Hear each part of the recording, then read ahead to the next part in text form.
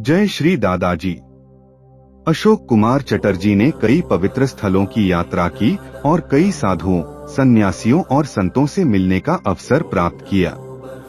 उनमें से कई ने उन्हें अपना शिष्य बनाने का प्रयास किया, लेकिन अशोक कुमार चटर्जी को पहली ही नजर में उनमें से किसी के लिए भी आकर्षण नहीं था और उन्होंने कभी भी किसी को अपने ऊपर हुकूमत करने नहीं दिया। चटर्जी एक सच्चे गुरु की तलाश में थे जो नाम, धन और शक्ति में रुचि नहीं रखते हों। उन्होंने वर्षों तक इसकी तलाश की। 23 अक्टूबर 2008 को उन्हें सफलता मिली। उस दिन उन्होंने श्री ब्रह्मर्षि बर्फानी दादाजी पर एक लेख की समीक्षा पढ़ी। समीक्षा पढ़ने के बाद उन्हें लगा कि ब्रह्मर्षि बर्फानी दादाजी ही उनके गुरु हैं। अपने गुरु ब्रह्मर्षि बर्फानी दादाजी महाराज के बारे में आगे की जानकारी प्राप्त करने के लिए 4 से 5 साल तक इंतजार करना पड़ा। उन्होंने माता नर्मदा से प्रार्थना की कि वह उन्हें अपने गुरु के बारे में जानकारी प्रदान करें। वर्ष 2013 में दादाजी उनके सपने में आए और उन्हें इलाहाबाद कुंभ में भाग लेने का निर्देश दिया। उन्होंने दादाजी को बताया कि उनके पास यात्रा के लिए आवश्यक धन नहीं है। तब दादाजी ने उन्हें बताया कि उनके पास अपने पॉकेट में आवश्यक खजाना है। फिर अगले दिन दादाजी का वही सपना दोबारा आया। दादाजी के निर्देशों के अनुसार उन्होंने इलाहाबाद कुंभ में भाग लिया।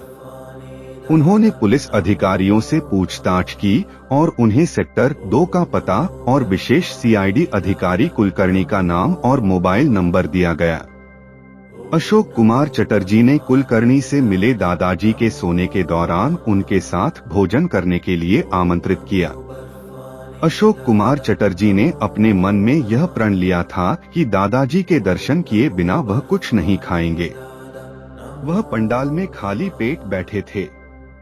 5 मिनट के भीतर दादाजी अपने कमरे से बाहर आए और एक गद्दी पर बैठ गए। सुंदरखंड का पाठ जारी था। कुछ मिनटों के बाद अशोक कुमार चटर्जी दादाजी के पैरों को पकड़कर और प्रणाम करके उनके पास गए। उन्होंने दादाजी को बताया कि उन्होंने उनके लिए विशेष खजूर और गुड़ लाया है। उन्होंने विनम्रता से दादाजी को बताया कि वह अगले दिन विशेष उपहार लेकर आएंगे। अगले दिन उन्होंने खजूर और गुड़ लेकर दादाजी महाराज के दरबार में गए। खजूर गुड़ का पैकेट बड़ा लग रहा था। दादाजी ने अशोक कुमार चटर्जी से मजाक में पूछा कि वह पैकेट कहाँ रखें। चटर्जी ने विनम्रता से अपने हाथ जोड़कर दादाजी से कहा कि वह अपनी इच्छा अनुसार रखें। इसके बाद उन्होंने दादाजी को भेल का फल दिया। फिर से दादाजी ने पूछा कि वह इसे कहाँ रखें। फिर से उन्होंने अपने हाथ जोड़कर दादाजी से कहा कि वह अपनी मर्जी अनुसार रखें। इसके बाद उन्होंने दादाजी को एक नारियल दिया। तीसरी बार दादाजी ने उनसे पूछा कि वह इसे कहाँ रखें। अशोक कुमार चटर्जी की आंखों से आंसू बहने लगे। उनके मुंह से शब्द नहीं निकले। अपने हाथ जोड़कर उन्होंने दादाजी को बताया कि वह अपनी इच्छा अनुसार रखें। उसी दिन अशोक कुमार चटर्जी ने दादाजी को एक पत्र लिखा और दिया। दादाजी ने फिर से मजाक में चटर्जी से पूछा कि वह पत्र कहाँ रखें, अपनी किताब में या जेब में। दादाजी का हाथ जिसमें पत्र था उनकी जेब के पास था। चटर्जी ने खुशी से उत्तर दिया, हाँ। फिर दादाजी ने उनके माथे पर तिलक लगाया और एक अन्य शिष्य को चटर्जी को प्रसाद देने के लिए कहा। प्रसाद देने वाला चटर्जी को बहुत कम प्रसाद दिया। दादाजी ने प्रसाद देने वाले को चटर्जी को अधिक प्रसाद देने के लिए सख्ती से कहा। वह बहुत खुश महसूस कर रहे थे। उस खुशी में उन्हें दादाजी को दक्षिणा देना भूल गया और वह बाहर चले गए। तब दादाजी ने अपने एक शिष्य को बुलाकर कहा, कोलकाता वाले को बुलाओ। फिर वह गया और प्रणाम करके दक्षिणा दादाजी को सौंप दी। दादाजी ने उन्हें एक पत्थर दिया जिसे उन्हें पहनना था। उनके मन में दादाजी महाराज से दीक्षा लेने की इच्छा थी। इसलिए उन्होंने गुरु पूर्णिमा 2013 में अमरकंटक के लिए ट्रेन टिकट बुक किया। तब दादाजी के कुछ शिष्यों ने उन्हें बताया कि दादाजी 2010 से अमरकंटक नहीं जा रहे हैं। उन्होंने आगे बताया कि अब गुरु पूर्णिमा का उत्सव राजनंदगांव में होता है। अशोक कुमार चटर्जी गुरु पूर्णिमा 2013 में राजनंदगांव आए और दादाजी से दीक्षा के लिए आशीर्वाद मांगा। दादाजी ने उन्हें अगले दिन आने के लिए निर्देश दिया। फिर उन्होंने दादाजी से पूछा कि वह कितने बजे दर्शन करें। दादाजी ने मुस्कुराते हुए कहा, सुबह 5, 6, 7, 8, 9 बजे। सुबह के समय वह दादाजी के दरबार में आए। तब दादाजी ने उन्हें पास की दुकान से एक तुलसी जपमाला लाने के लिए निर्देश दिया। जब उन्होंने जपमाला लाया तो दादाजी ने उन्हें दीक्षा दी। 2013 में दादाजी ने उन्हें मेहंदीपुर बालाजी बर्फानी धाम में 1 महीने से अधिक समय तक रहने के लिए निर्देश दिया और उन्होंने ऐसा किया। दादाजी ने उन्हें कुछ धार्मिक ग्रंथ पढ़ने के लिए भी निर्देश दिया। वह आश्रम में बैठकर रोज उन ग्रंथों को पढ़ते थे। जब दादाजी मेहंदीपुर बालाजी आश्रम छोड़ने वाले थे तो उन्होंने अशोक कुमार चटर्जी को कुछ और दिन आश्रम में रहने के लिए निर्देश दिया।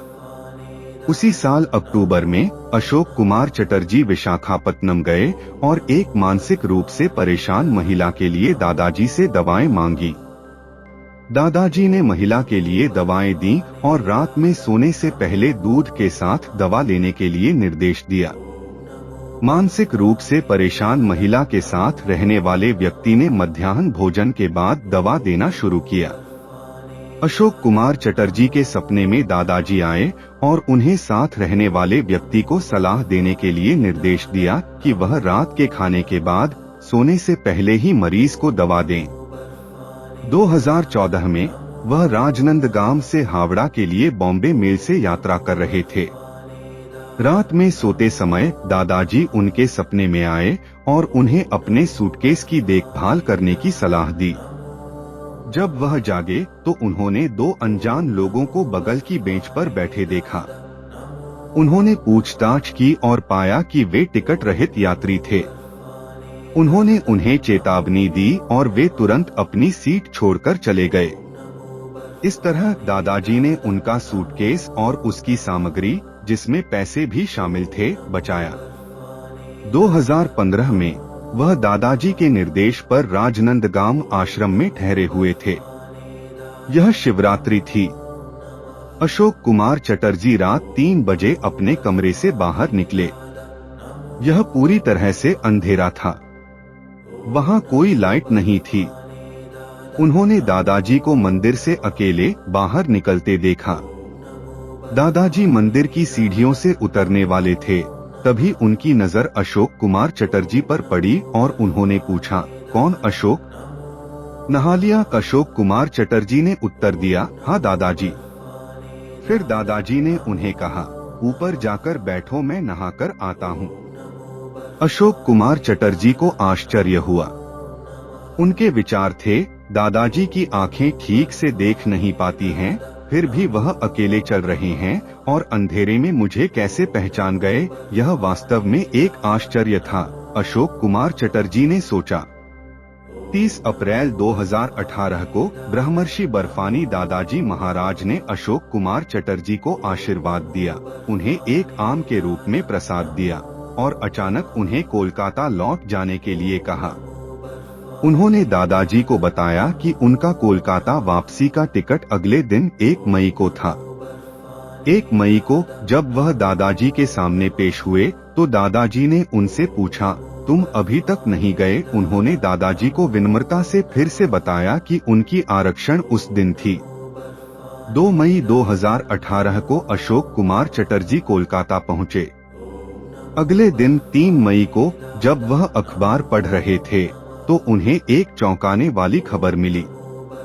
मध्य प्रदेश और आसपास के राज्यों में चक्रवाती हवाओं और बारिश के कारण 80 से अधिक लोगों की मौत हो गई थी।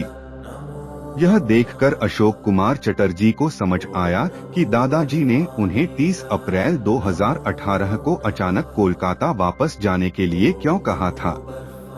दादाजी ने उनकी सुरक्षा के लिए ऐसा कहा था। जय श्री दादाजी।